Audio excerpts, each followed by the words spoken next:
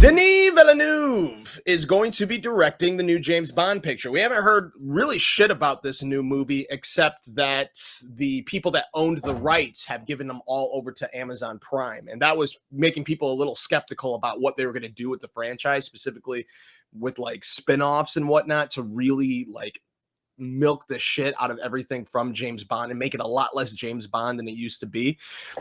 But this seems to be in the right direction. I do have some criticism about it. If you don't know the name Denis Villeneuve, it's probably because I'm mispronouncing it and you're waiting for me to say his name correctly. That's not going to happen because I don't know how to read or pronounce things good.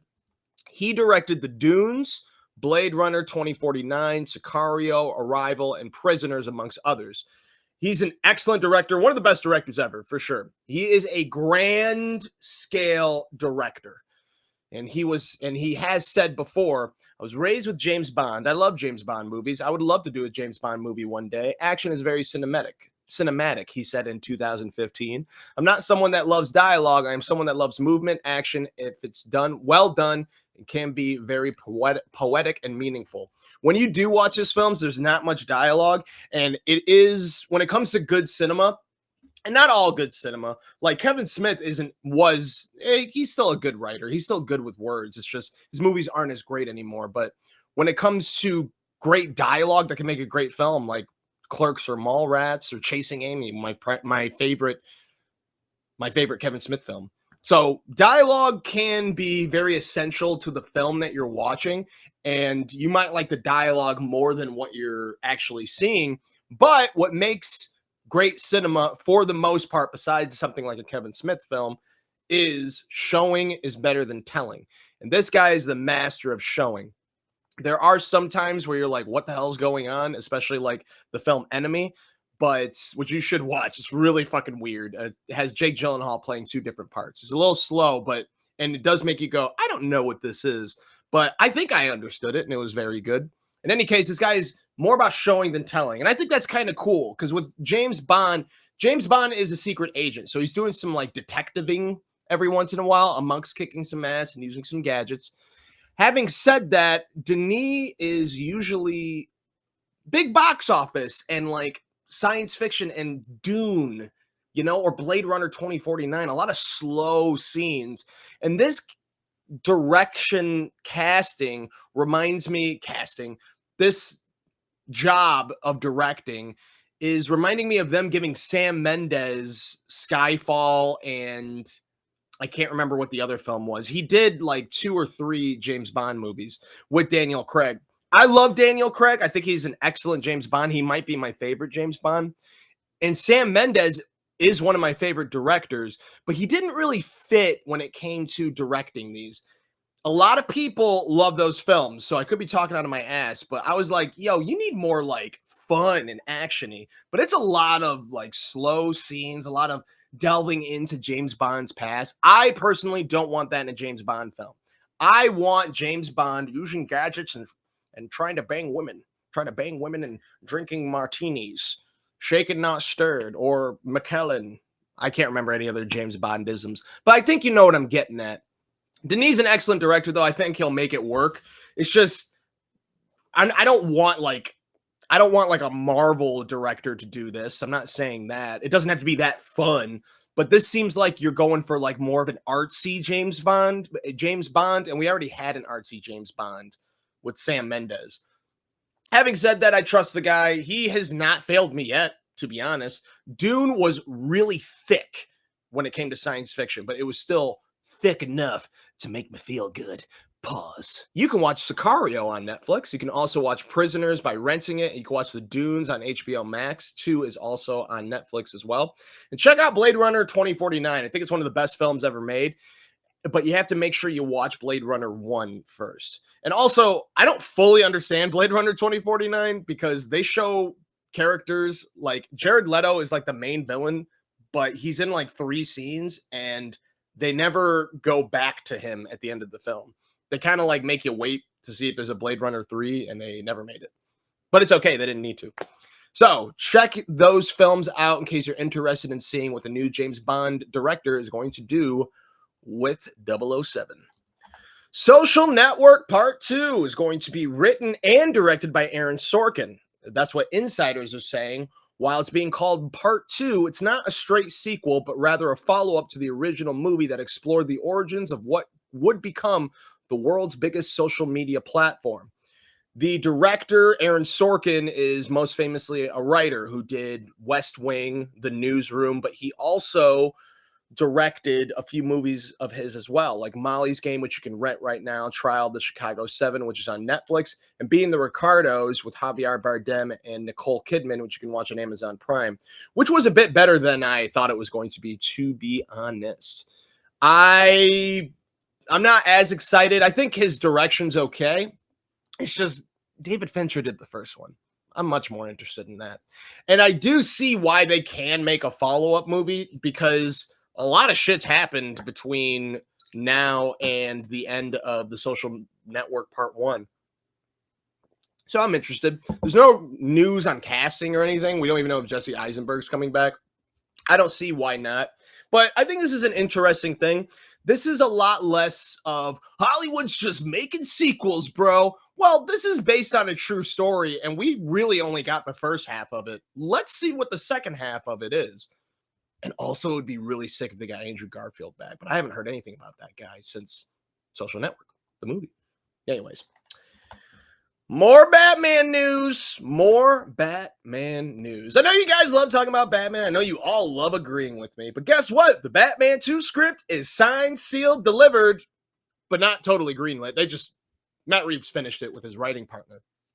I'm excited. I know you ain't. And I had a lot of people talk about different. Thank you for commenting, by the way. I had a lot of people bring up things that they wanted to see. And it was a lot of things I honestly have never heard of. I'm going to see if I can go to the video right now and talk about it a bit.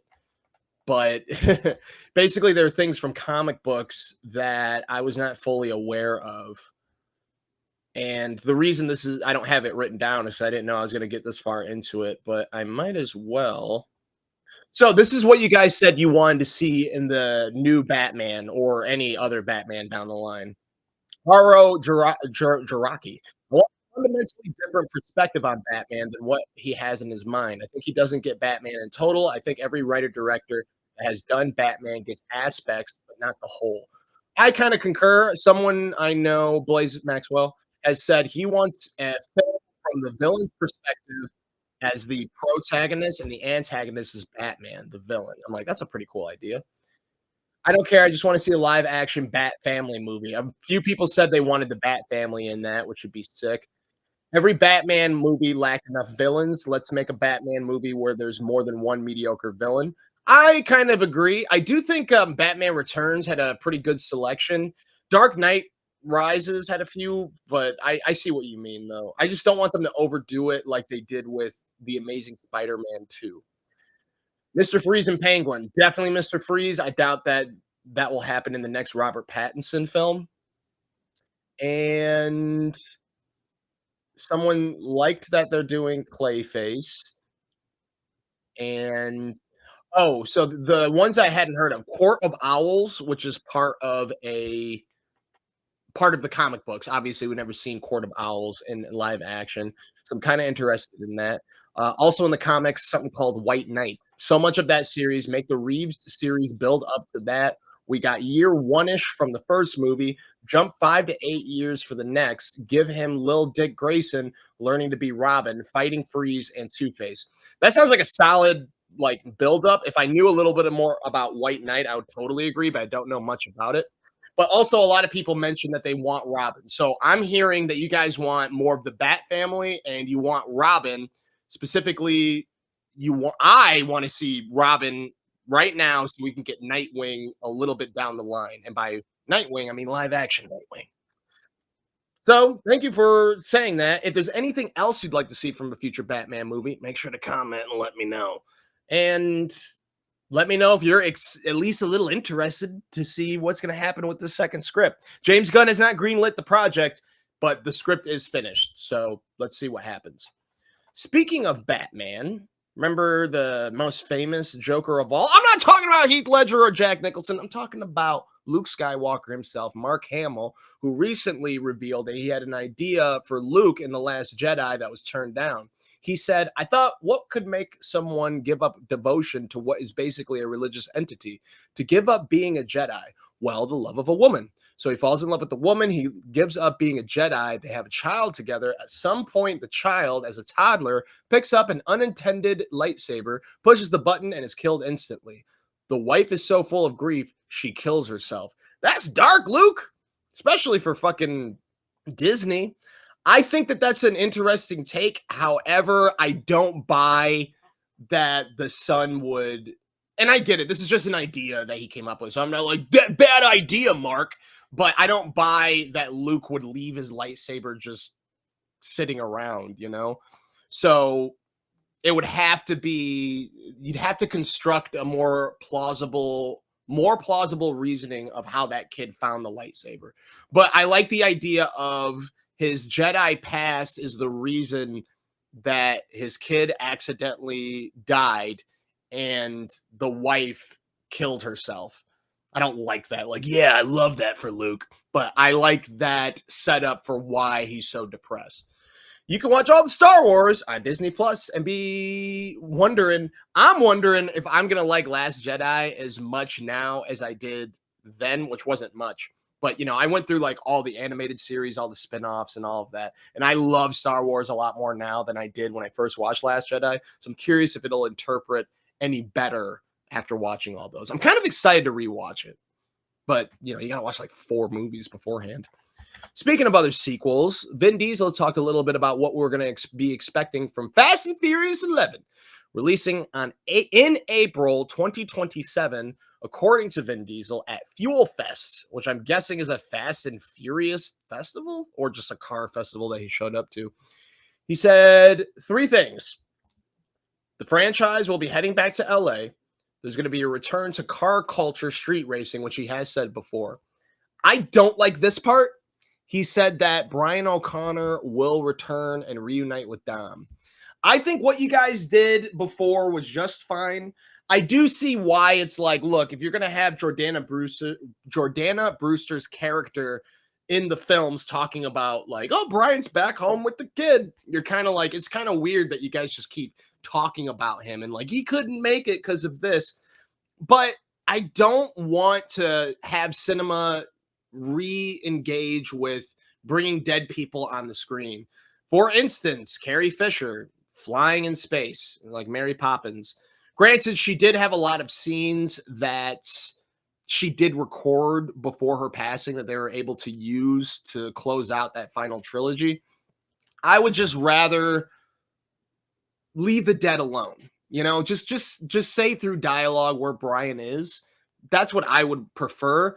I think people really miss Paul Walker, and of course they want to see him again. But to see him through like the AI shit, I don't know. I'm not for it. I'm sure there is a tasteful way you guys can do it, but you guys just nailed Furious 7 and his send-off. You guys did an excellent job with that. Let's just leave the door closed. And if you are going to reopen it, just do a peek like him, like at the very end, like, wow, what a wild final ride. That was so great. Family's amazing. Now that I lay in my deathbed. Letty, I love you. The Rock, we cool now. And Brian O'Connor. Yeah, Dom? I love you, bro. I love you. And then that's it. Just do that if you're going to do it. Do you want to see Brian O'Connor, dead Paul Walker, show up in Fast X 2? Let me know in the comments. But if you're curious to watch Fast X Part 1, you can get a Stars subscription because that's where